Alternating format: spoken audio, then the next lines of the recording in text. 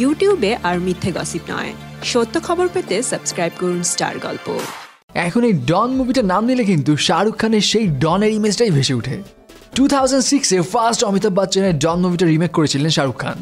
এরপর থেকে এই ডন মুভির ক্রেজ এতটাই বেড়ে গিয়েছিল যে এই মুভি নিয়ে আলাদা একটা ফ্র্যাঞ্চাইজি বানিয়ে ফেলেন ফারহান আখতার।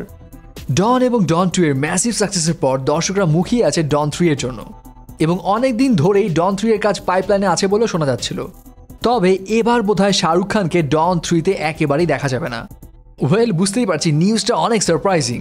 তবে আজকে ইন্ডিয়ান বিভিন্ন গণমাধ্যম থেকে জানা গিয়েছে যে শাহরুখ খান নাকি ডন 3-তে থাকছেন না, এবং শাহরুখ খান নাকি নিজেই পার্সোনাল রিজনের কারণে ডন 3 থেকে সরে আসছেন।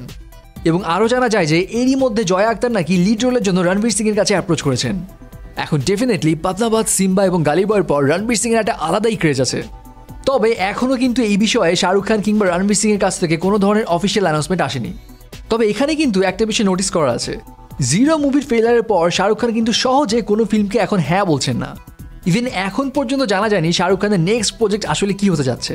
তবে রাকেশ শর্মার বায়োপিক না করার পরে সবাই ধরে নিয়েছিল যে ডন 3 এর জন্যই হয়তো শাহরুখ খান এই মুভিটি করবেন না, কারণ ডন 3 শাহরুখ খানের জন্য একটা সেফ জোন। আর শাহরুখ খানের ভক্তরা ডন 3-তে শাহরুখ খানকে দেখার জন্য একেবারে মুখিয়ে আছেন।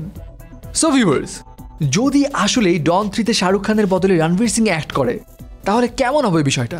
কমেন্টস করে জানিয়ে দিন আপনার মতামত। সাবস্ক্রাইব স্টার গল্প আর বেল আইকনে ক্লিক করতে ভুলবেন না।